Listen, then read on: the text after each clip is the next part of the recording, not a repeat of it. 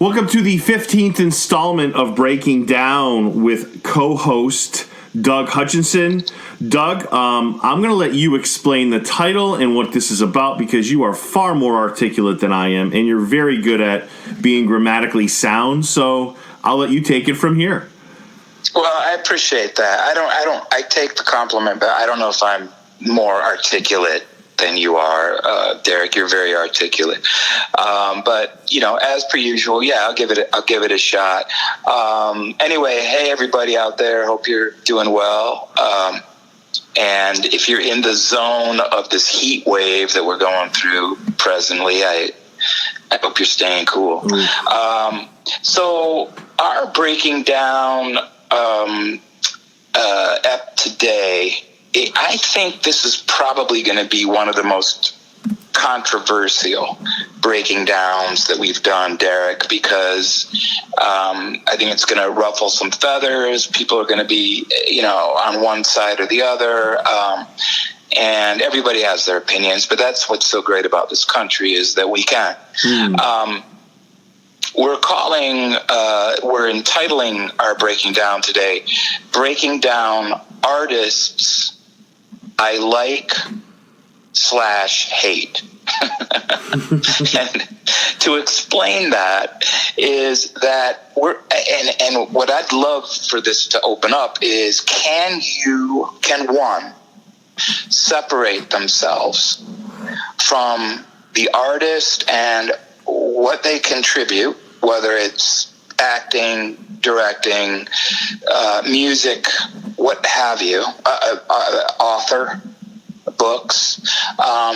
Can you separate how you feel about them personally, i.e., their politics, some things they might have said in public, the way they handle themselves personally? Can you separate that from the actual stuff that they put out? It's a really interesting question because it's very difficult.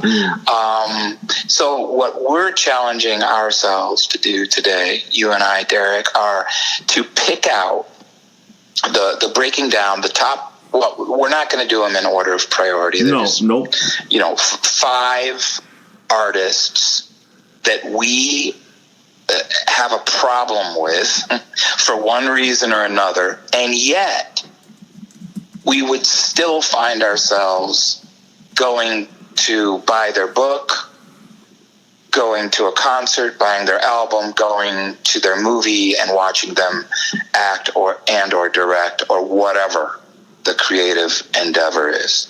And it's a really interesting slippery slope when you get into that. So I think it's going to be a real colorful topic. I don't know. So you explained it really well. I mean, there are people that I don't know whether it's their political views or whatever, but we still, if they were in a movie that interested us, we certainly would watch it. I mean, that's the Cliff Notes version of it, okay? So yes. I'm going to let you start with your one that's in no order, but, I'd love to hear your first person. Again, to those listening, it's not in any order. Right. Just 5 and then perhaps a wild card. So okay. Let's go. All right. And also just to reiterate, this isn't just about actors. We opened this up to artists of all kinds. So authors, directors, actors, musicians, etc. So all right. So my number one may surprise some people because I was in a movie adapted from one of his amazing books, The Green Mile. It's Stephen King. He is admittedly a very staunch Democrat and confirmed liberal. He endorsed Obama, and he continues to blast conservatives constantly over immigration, etc. In fact, I would dare say he hates conservatives. He has called out people like Glenn Beck, Bill O'Reilly, the Tea Party, and of course now Donald Trump. He calls Glenn Beck, for example, and I'm quoting, Satan's younger brother. He's called O'Reilly, quote, Satan's older, mentally challenged brother, end quote. And he's also said, as a rich person, he says, I pay 28% taxes. Why don't I pay 50%? Why is everybody in my bracket not paying 50%? That's a quote from Stephen King. Mm-hmm. Now, I would love to have Stephen King right here in my room, living room, and have a conversation with him and ask him this question. Mr. King, why don't you write a check to the government for 50% of your annual income if you feel so strongly about it, and hand it over? Bottom line, as much as I admire him and as prolific of an author as this man is, and how he's had an effect on my life, Stephen King is a rich whack job that writes decent horror. And his political and religious views are not worth his platform to spout his hate and vitriolic rhetoric. His connection to reality is almost nil, and he wears his hypocrisy like a badge of honor almost. Ironically, King's against Trump's suggestion of creating a border fence. Yet, guess what, folks? King has to keep as many crazed fans, etc., to keep them off of his property. How does he do that? Well, go to his place, you're going to find a big old fence. You're also going to find no trespassing signs. But apparently, it's okay for him, but it's immoral for America to have a fence on our border. And lastly, he has said some things that are associating Donald Trump with Adolf Hitler. And this comparison just really irks me. Not just irks me, it angers me, I have to say. King recently quoted, "First, you stoke hatred and fear of minorities." Okay? Now, aside, Trump has not done that, but this is what King's saying. First, you stoke hatred and fear of minorities. Then you round them up and put them in camps. Next, you send out raiding parties to get those who've been driven into hiding. And then he says, armbands come next. I have very, very little respect for Stephen King and his personal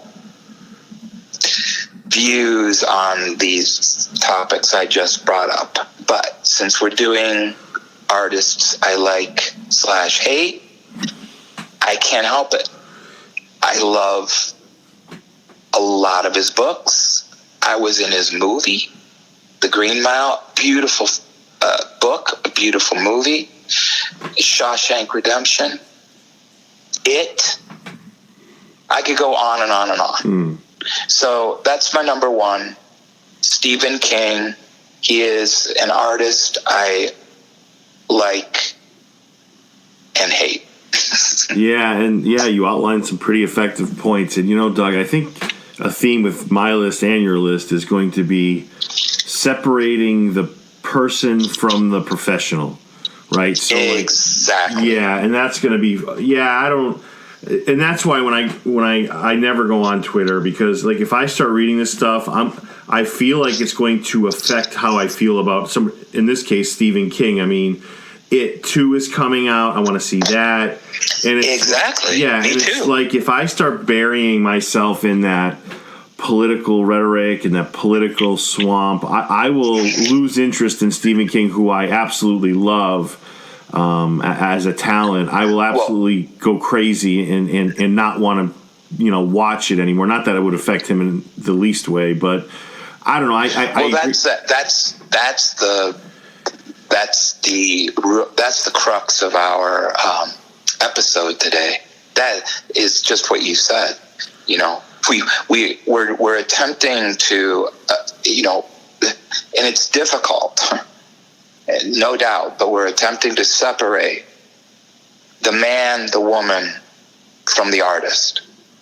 Right. So that we can still appreciate what they may churn out. And yet we just have very little or no respect for them. Yeah. I would not want to hang out with Stephen King. I don't want to go. I don't want to have dinner with him necessarily. He sounds like a lot of fun. So, all right. For my one, I went towards a guy who is a phenomenal actor, really good actor. He is somebody you would absolutely go see, but you know he's always arrested for assault. You know there's a voicemail of him years ago talking to his daughter that's not very flattering. Mel Gibson. I absolutely just don't like his political views. I have to really I stopped watching Saturday Night Live. Well, he's one of the reasons. Oh, not Mel Gibson. No, you're talking about Alec Baldwin. I am. I'm talking about Alec Baldwin, who is maybe one of the best actors on the planet. He's very good. He is. But his personal life has driven me completely away. You know, it's like, again, separation. Like if I get absorbed in what he's saying politically, I won't appreciate him as an actor, and I never want that to happen. And I'm not saying ignorance is an excuse to avoid things, but I got to say, I mean, Alec Baldwin, I do appreciate his talent, but as his tweets, his past, I'm just not a fan. I'm going to pass on him. He is. If we did rank this list, he certainly would be my number one. He's my first one I brought up today, but if we ranked it in order, he probably would be number one on that list. But we don't do that, so that's a good thing. But yeah, that's Alec Baldwin's my one. Yeah, good call, because I initially had him on my list. I had to strike people off my list because we do 5 + 1, but yeah. I agree. See, there's another example. So amazingly talented guy. I'll even say funny on Saturday Night Live. Yes. I mean, but you're right. I wish some of these people would just get it and just do give us the gift that God gave you, and then just shut up. Because what they don't realize, Doug, what they don't realize, and I know that many of them don't care because Stephen King's established, Alec Baldwin's established. They have money, so they could care less if people stop going to the theaters to see them. But I mean, I would think you'd have to be careful as a celebrity, and even as my podcast, I try not to curse a lot. I try to be very appropriate. I believe I've done it over the course of 3 years, and that's just my podcast is just a very small thing on the scope of being well known. It's very, very, it's almost like a freckle on the earth, and it's just I would want to monitor my conduct for sure. If I was an actor, and a lot of these guys and girls who have money have kind of, if I have money, people could stop seeing me tomorrow. I could care less because I have that FU money, and it's like, yeah. So yeah, I would close the Twitter on a lot of these celebrities because it just gets old after a while. We get it. You don't like Trump. You don't like this. You don't like that, and you've said it 25 million different ways. And yeah, he's that guy, certainly. Yeah. Yeah, no, I agree. So who's your 2? So my actually this would be my number 4 would be speaking of someone who can't keep his trap shut and doesn't care less because he's made $1 gajillion in this country doing what he does, is Mr. Robert De Niro. Oh, that's a good one. Can I tell you how many insane things this guy has said? Yes, I know. About Donald Trump? Yes. Fuck Trump, he said at the 72nd Annual Tony Awards. I want to punch him in the face, he said about his president. Beyond ridiculous. Robert De Niro's Trump insults make him look more insane than the character he played in Taxi Driver. He's become that guy. He's become that guy. Yeah, just about. Yeah. And here's the irony. De Niro lives better than 99.99% of people in the entirety of human history that have ever lived. And he cannot accept that a close election in a 50-50 country didn't go his way. And so here he is, standing on his pulpit saying he wants to punch the president in the face. And I would say the person who coined it the best is one of my favorite talk show guys. His name's Mark Stein. He said, after De Niro said fuck Trump at the 72nd annual Tony Awards, he said, instead of, Mark Stein's quote, instead of an American Icon Award, there should be a Best Cranky, Embittered Grandpa 40 years past his acting best award. End quote. And I gotta say, I agree with him. I think De Niro has gone off the deep end. And the only reason I'm bringing him up is not because I even want to watch his movies anymore, because I gotta say, I would say probably Heat, which was made in 1990, was probably the last of, in my opinion, of one of De Niro's great movies. Now, before that, Raging Bull, Taxi Driver, Goodfellas, you name it. Yeah. So that's why he's on my list, is because I will go back and watch those movies, Taxi Driver, Goodfellas, and Raging Bull, because he's brilliant in them and they're brilliant movies. As far as his mouth and his rhetoric and his hate, this man is filled with hatred. Yeah, he's not a happy guy. I shun him. I shun Robert De Niro, but I'm trying to, trying to draw the line. I agree, and if you look at his filmography, he hasn't put out a good movie in a good 15, 20 years. I mean, there's probably like Meet the Parents, and then I would probably be struggling to find a second or third one. I mean, he's certainly given up on the quality part of now he's not doing movie for art anymore. He's doing it for a check, for the cash. Yeah, and that's fine. I mean, he's earned that right, but that's a great call. I can't add any more than what you said, and I have to say my two is a little bit younger version of this guy. I think I think the cheese has slid off the cracker for this next guy. But I want you to know that I love this man as an actor. I love him. I can name 10, 20 movies that I love of him. And Jim Carrey has completely lost his shit. He does paintings and how much he hates Trump, and it's toxic stuff coming from his Twitter account as well. I mean, it's the same theme, I feel like, for many of our people here. But yeah, I love Jim Carrey.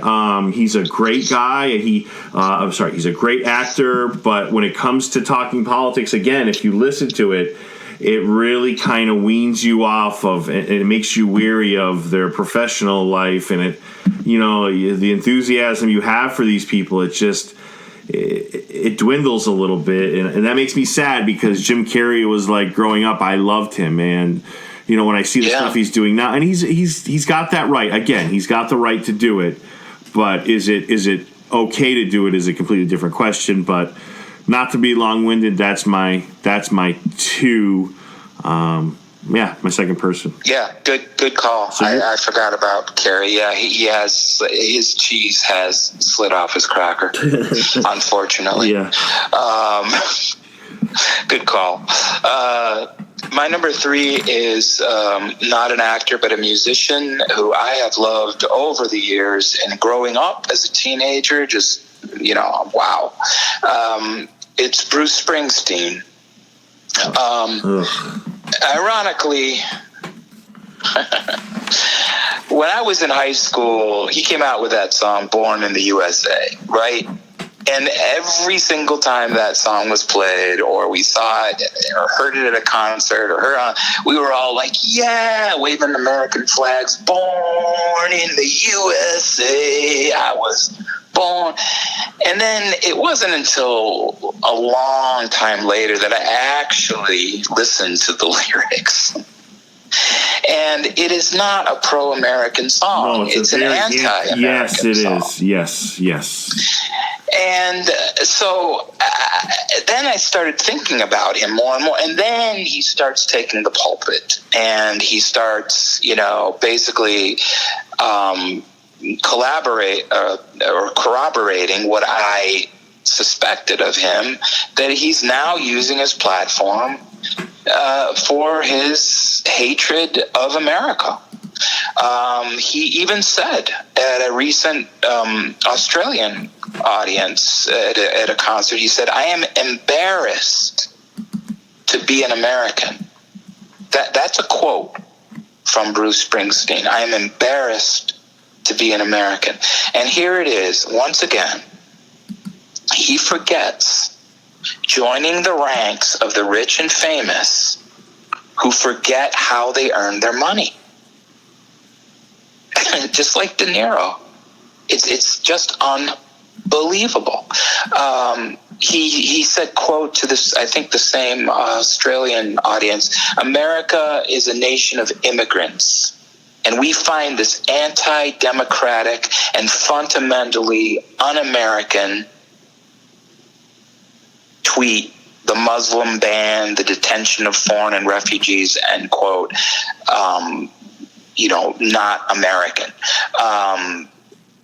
It really insults me because my grandfather was Italian, God rest him. He came from Sicily, and he came to America to become an American. He didn't speak a lick of English, but he went through the complete legal system. He wanted to be an American.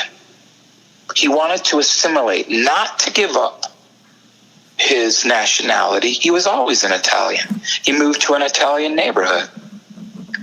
He still spoke Italian, but he learned English. He pledged allegiance to the flag. He wanted to be an American.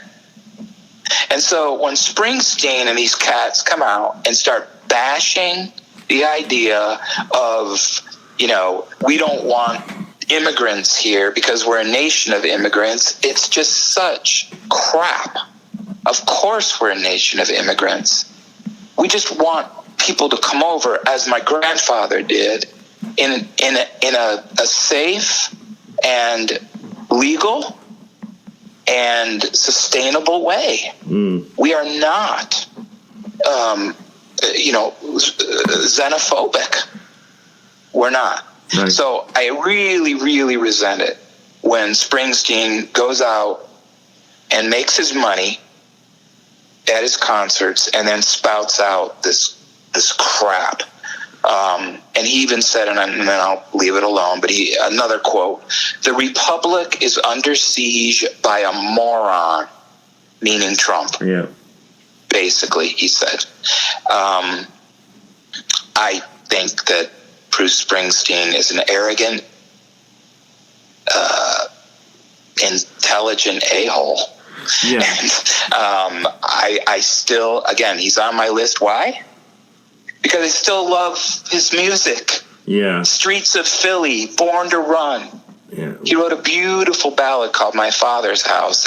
I just wrote I'd love to use that song in my script. So as an artist, I've really enjoyed him through the years, especially in my younger years, but I can't stand him. So you're not when he stands on his platform. You're not going to like platform. You're not going to like what I have to say. I like that call, by the way, for a variety of reasons. One, for another person that should probably be making less comments and working more on his music. But two, Doug, and this is probably not to do so much with our topic. He is, and I know you like him as an artist. I know that. I respect it. He is incredibly overrated, I think. I am friends with people that go to that are in the 40s and 50s. We've gone to see him play 40 and 50 times. I'm like, I don't get the passion and nostalgia behind Bruce Springsteen. I mean, to me, he sounds like somebody that struggles with constipation during his songs. I want to. It's like, whoa. He's trying to take a poop. Yeah, it sounds like he's got to drop a deuce. And I got to say, I think he's one of the most overrated musicians on the planet. People talk about him like he's in the same stratosphere as, the Beatles and Elvis and all the great rock legends. I wouldn't say that. Doug, I don't like him, and I like him even less because of his political views. So I guess maybe I should have reserved my comments for the hate list. I don't know, but hate list. No, but music is but music is one of those things like a movie, right? I could love a movie, and you say, Derek, I don't know what the hell you saw, but the movie I saw that you recommended was awful. So it's all a matter of opinion, but your point still remains very solid. What Springsteen did and still apparently does so brilliantly is that, and the hypocrisy of it is just stunning. But he has branded himself, you see, as the blue collar musician. He came from nothing. He came from the streets of Jersey. Blue collar, blue jean, worked in a factory, and he's going to write songs for the downtrodden, the people who are trying to get a leg up. That's what he's built his brand on. Right. And you're right. It's fake and it's unfortunate. As far as liking his melodies or whatever, I guess that's a whole different subjective discussion. Yeah, I was just trying to be funny, but yeah, you're right. And my third is also a musician. Okay. But I maybe I'm wrong here, but I do remember Springsteen doing concerts. The one thing I do like about him is, a lot of fundraising things, a lot of charitable things. I think I remember him doing a lot of that. So that part I love, about Springsteen. My next person is in an iconic band, and he is 100% anti-Semitic. And how he's flown under the radar, and he really people are starting to pick up on it a little more, is Roger Waters of Pink Floyd. Oh, really? Yeah, when you get a chance, Doug, when this interview's over, look at some of this stuff. He has said some things about Israel that, to say, are less than flattering is probably an understatement. Pink Floyd, again, a band that's solid, maybe slightly overrated, a band that, I don't want to say they're as talentless as the Grateful Dead, but they're not very good, I don't think. I mean, they're not my cup of tea. But then again, I listen to movie scores, so what do I know? But you read what he does and what he says, and it's like, dude, you have to be out of your mind. Again, if you can't offer up something positive, especially a legendary guy like Roger Waters, I mean, he's been around forever. He's an icon. I'm certain he's in the Rock and Roll Hall of Fame without even looking. For him to go off on, it's, I don't know. I'm not a fan. He was speaking down the road at UMass Amherst, which is right down the road, and he was, protesters showed up, called him anti-Semitic. He's not. Whatever his perception, or people looked at him 20 years ago, or maybe even 10 years ago, that has changed dramatically. So yeah, my number 3 is Roger Waters. Wow, that's shocking to me. Yeah. I mean, I definitely need to look into this. I believe you, but I'm just like, wow, because I am. I have been a Pink Floyd fan, and so to hear that's rather daunting. Yep. But here we go. We're exposing. we're exposing things. All right, Roger Waters. Wow. So over to you for 4. Yeah, actually, this would be, if we're counting down, this would be my number 2. So this is a person I've worked with, actually, so I can speak both. Can I guess it? Yeah, go ahead. Sean Penn? Yes. How did you guess? Because he was very close to being on my list, too.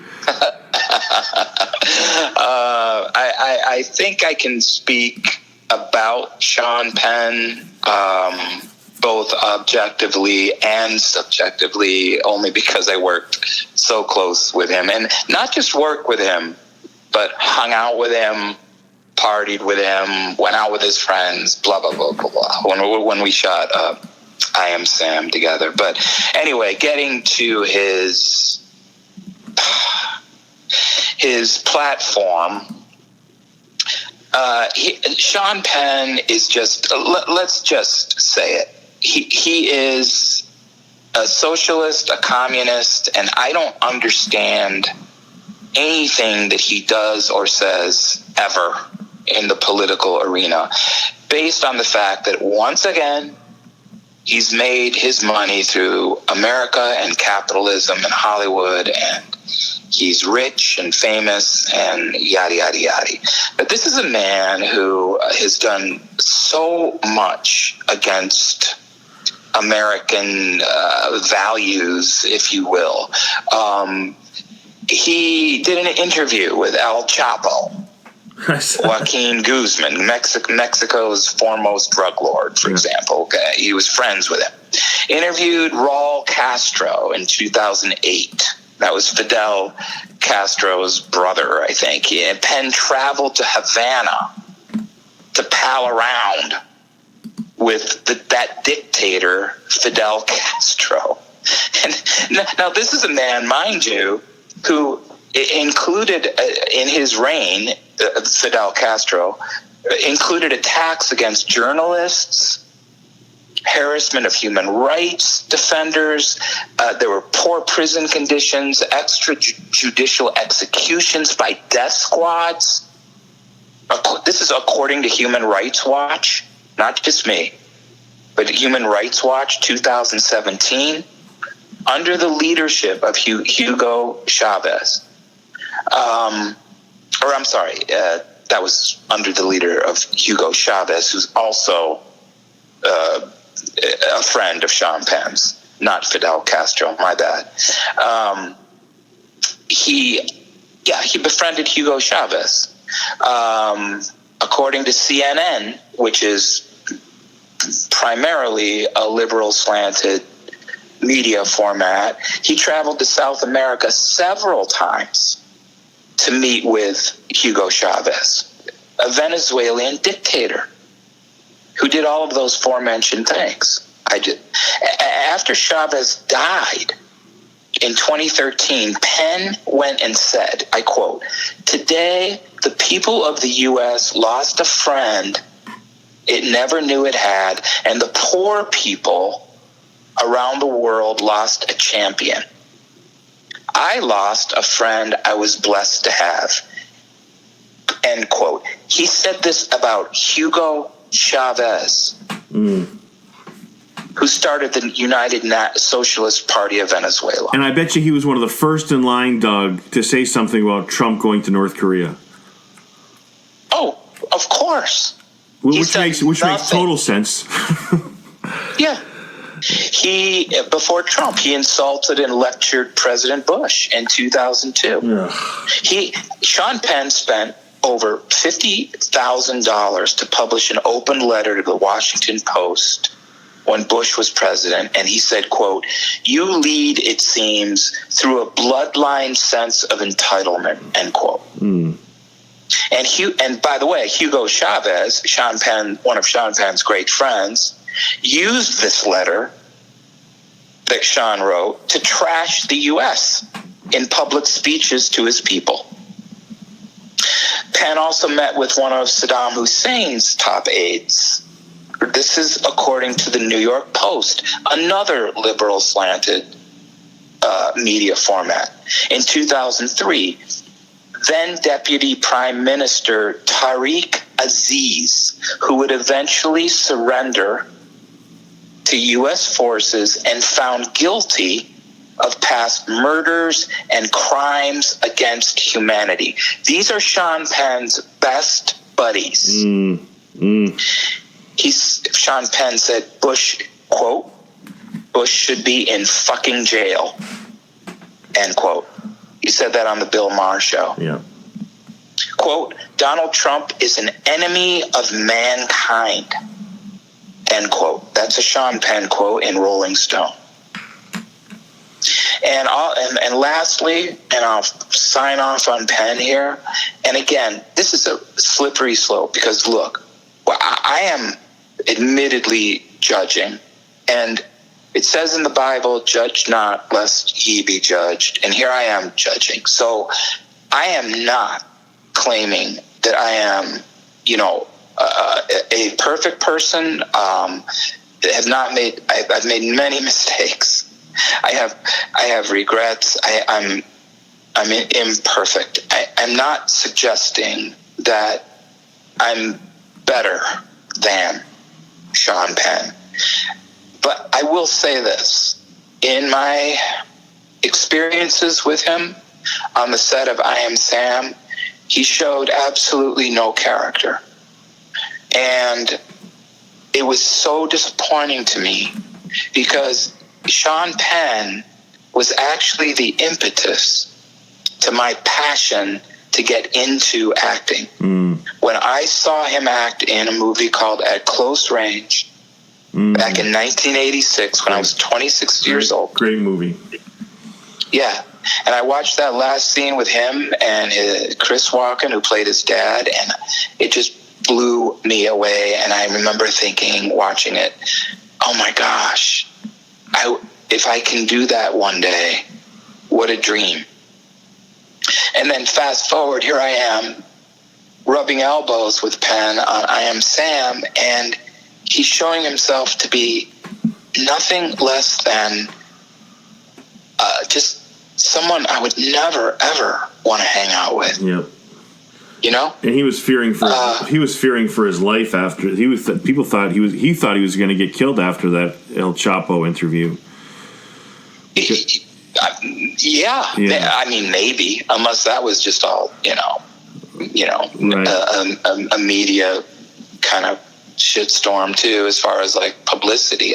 I don't know. I saw a side of Sean Penn that really, I don't know. It just kind of put a knife in my heart because I had idolized this guy for so long. And then you put on top of that all this crap, this political nonsense, this socialistic, communistic crap.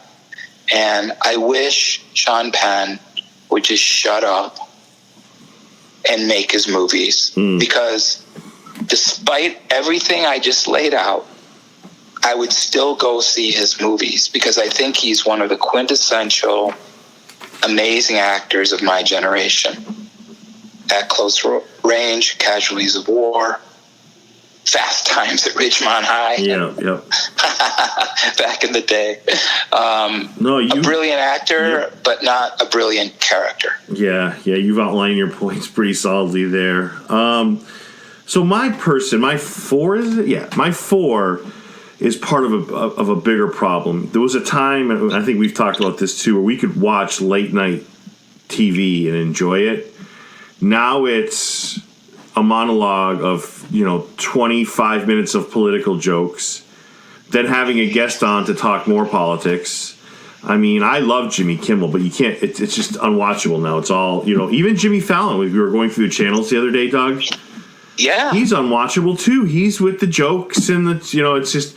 And it's not that I'm defending Trump. I mean, they could be this started with Obama. People talking about Obama. Not as bad, obviously, but they said, just these awful things, and to me, the one person that I'm going to single from this group, because I'm not going to put a group on there, that would be unfair. He's kind of had a resurgence on Netflix with his new show, My Next Guest Needs No Introduction, and Dave Letterman has come back and. He has these episodes, and when he it's funny because when he doesn't talk politics with his guests, they're the most wonderful, watchable shows on the planet. He had a race car driver on from England, and the name escapes me, but it's one of those Indy 1 cars.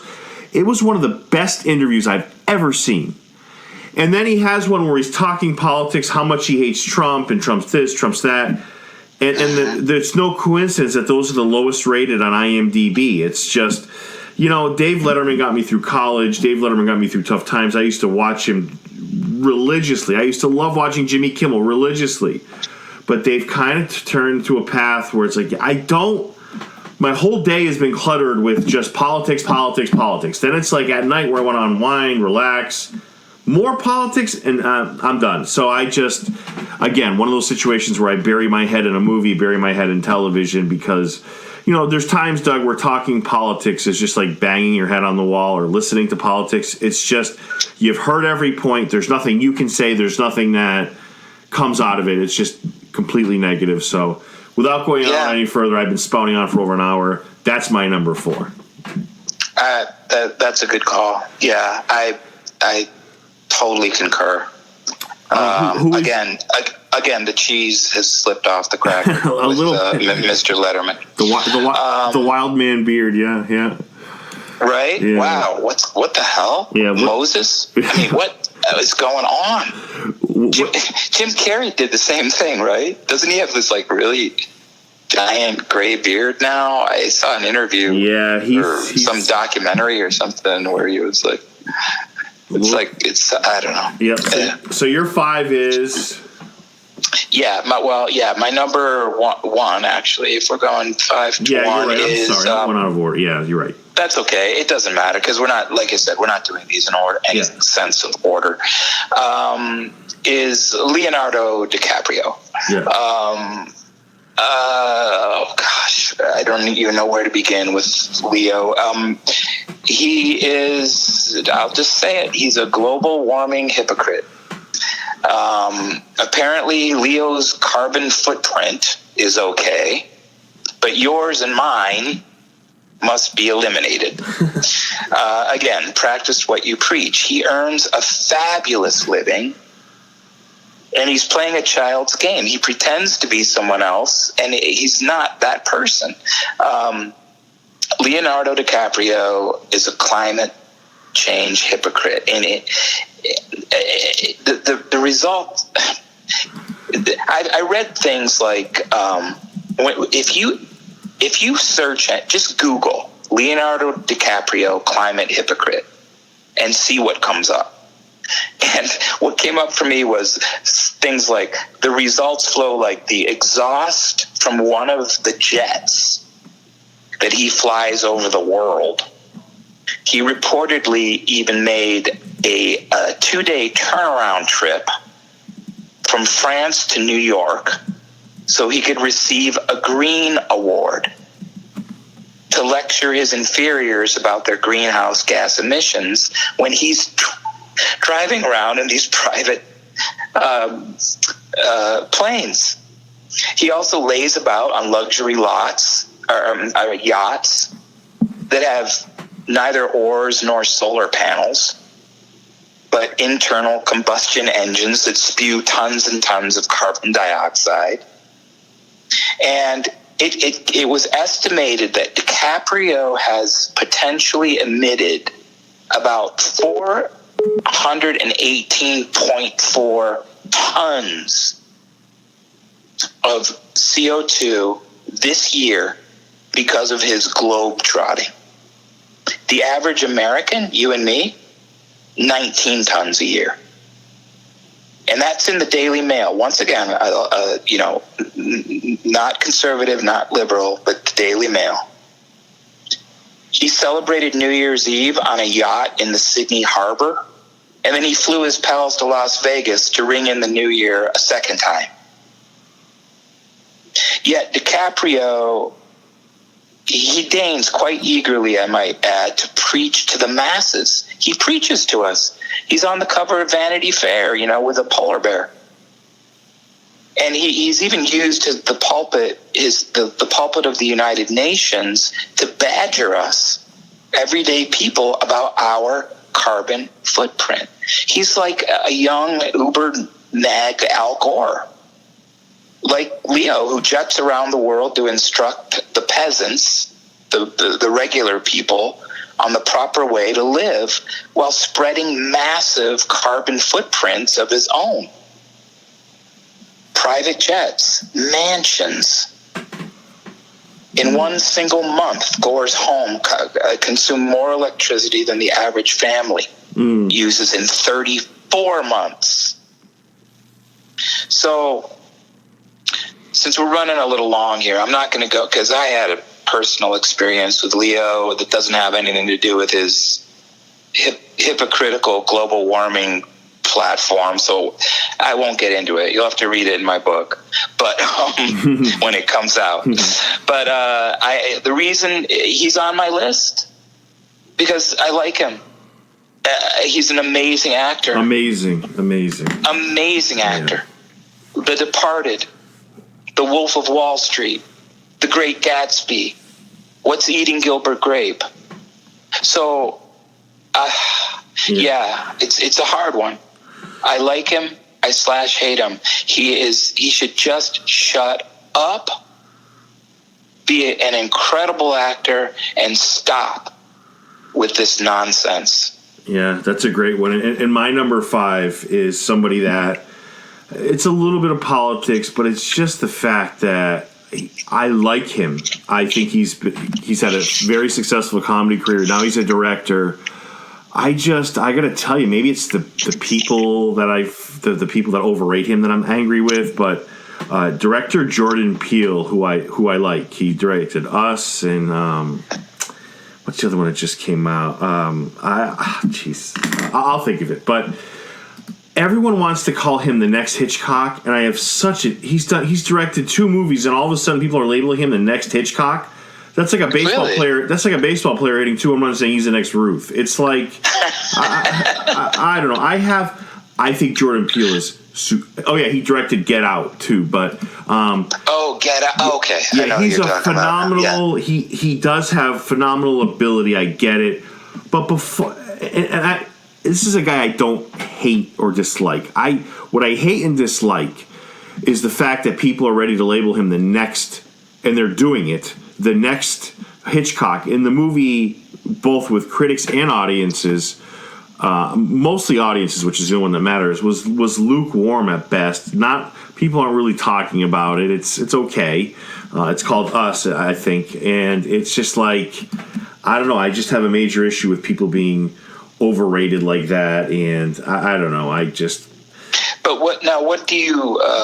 What's your beef with him? Just that? No, my beef is, well, there's a lot. I mean, one of which is, at the Academy this year when Green Book. Did you watch that yet? Did I tell you to watch that one? Is that on your list because it's one movie? Yeah, it's on my list. I can't get access it yet. My favorite. It was my favorite movie of the year last year, and he wanted Spike Lee to win. So he basically kind of when everyone else is clapping, supposedly he sat on his hands. Didn't clap for. Right. I guess my issue is, and maybe I'm reading into this, is that maybe he believes the hype. I don't know. It just. Some of the things he's done and said lately just don't jive so much with me. I don't know. Maybe it's all in my head, but I don't know. I just think you should be much more established. I don't know. I think he's a little overrated. I think he, is probably not at the level he thinks he's at yet. But yeah, for the simple reason of all those things, Doug, I just, it's. If I had to do the list again, he'd be the one with the biggest question mark next to it. But, before we call him the next Hitchcock, I want to see it. Before you get to a level where you can do the things that some of these other people are doing, maybe you should earn it a little bit first and be a little bit more established, Although Jordan Peele's worked very hard, we're just almost ready to give the mantle to him just because he's the next Hitchcock because people feel... I don't know. I lack the vernacular to properly describe it.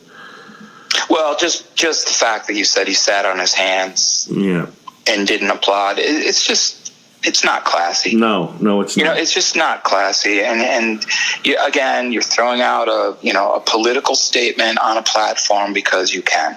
And what does it come down to? It looks like I'm going to say it comes down to race and. I'm so tired of it. There are no black movies. There are no white movies. The irony is, I mentioned this in my book as well.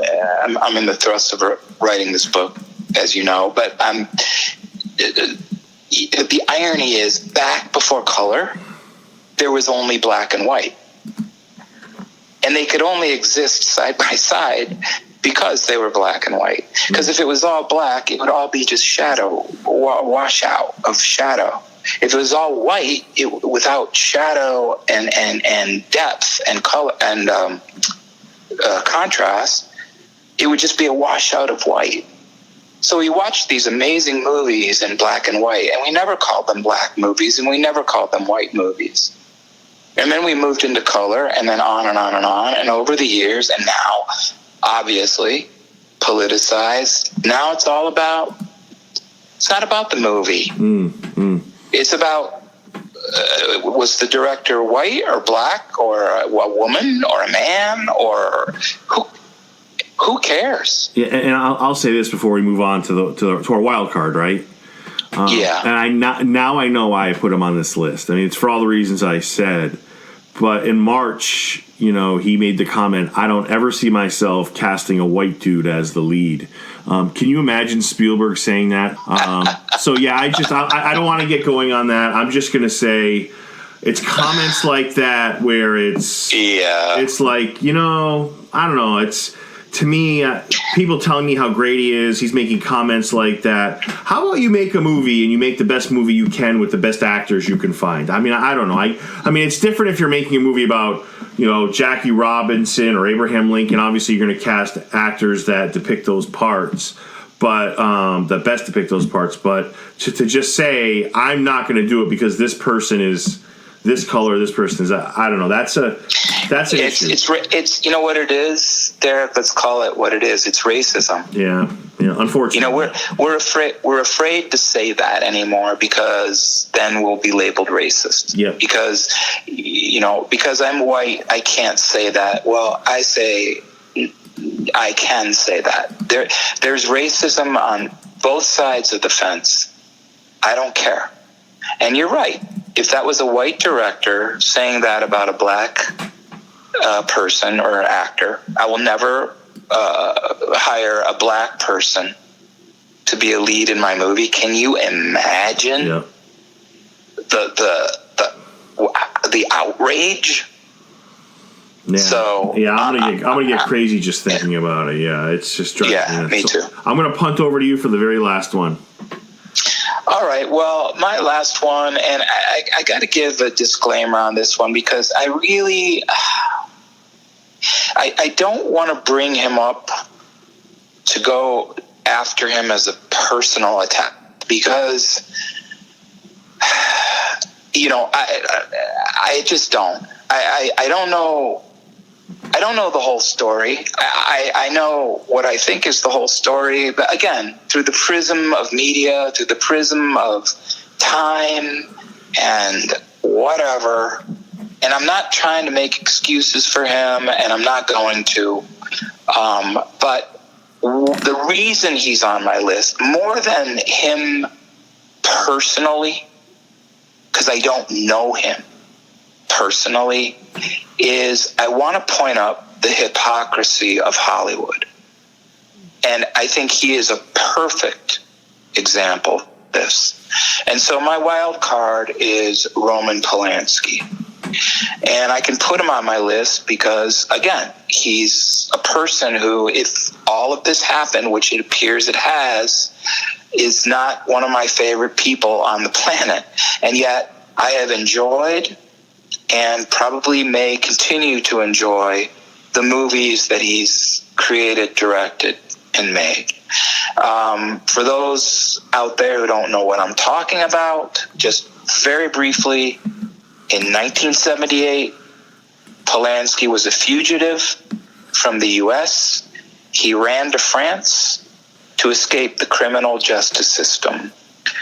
Why? He pled guilty to statutory rape.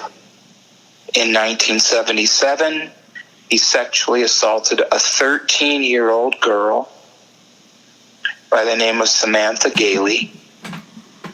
He was indicted on 6 counts of criminal behavior, including rape. And so he fled. He fled so that he could avoid what looked like could be a very hefty prison time. And the reason I'm bringing it up is because it appears that Hollywood likes to be selective in their hypocrisy. They are never consistent. There is no rhyme or reason to who Hollywood props up and who they decide to take down. But for some reason, Roman Polanski, despite this crime, and a horrific crime at that,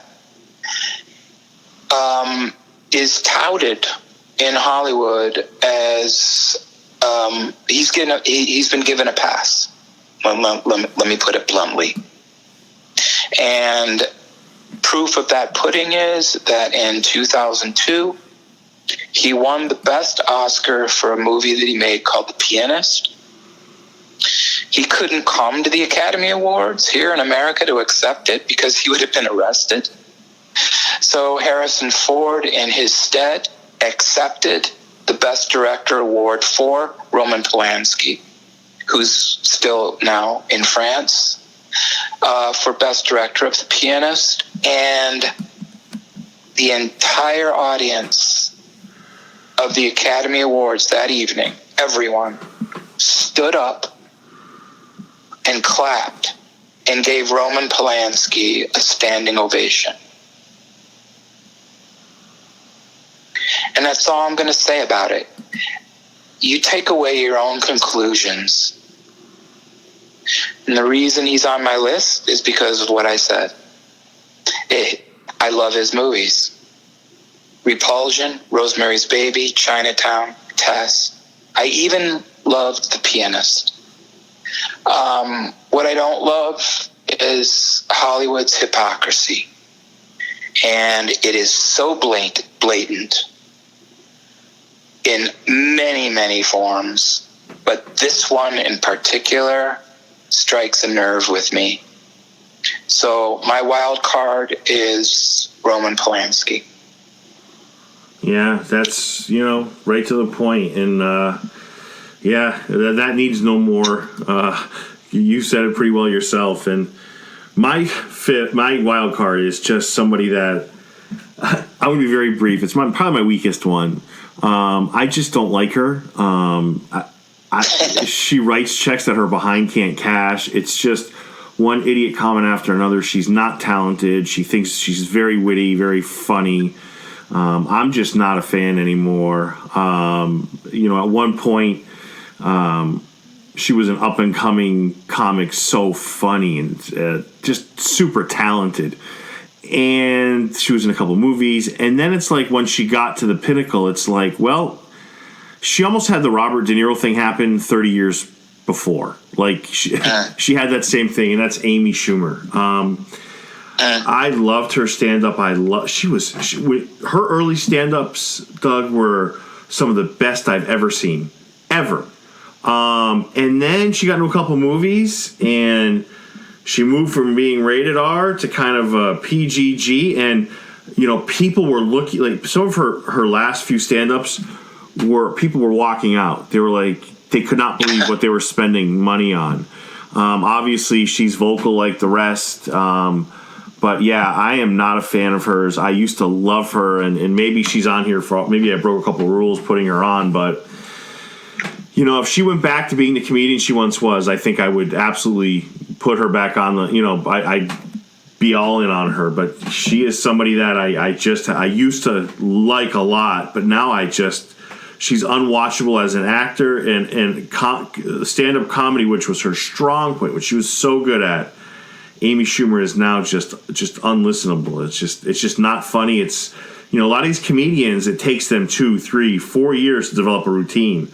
I almost feel like hers were developed on the way to the show. It's just not funny. And yeah, Amy Schumer is my wild card. Wow, yeah. And you said something really profound as you were describing your dislike of Amy Schumer, but you're right. You wish that she would just go back to her comedy, and that's what I mentioned earlier. Just give the gift that God gave you and use it and entertain us, and that we're desperate for that. We're hungry for that. Yeah. We love that. We love to laugh. But economically, Doug, it makes sense for her not to do that. So that's what she's decided to take the talent, punt it away, and just do safe movies that can barely get a 4 or 5 on IMDb. And don't draw anybody to the box office. She's okay with that. So there's going to come a point where she's forced to go back to that. I hope she does, because that's her strength.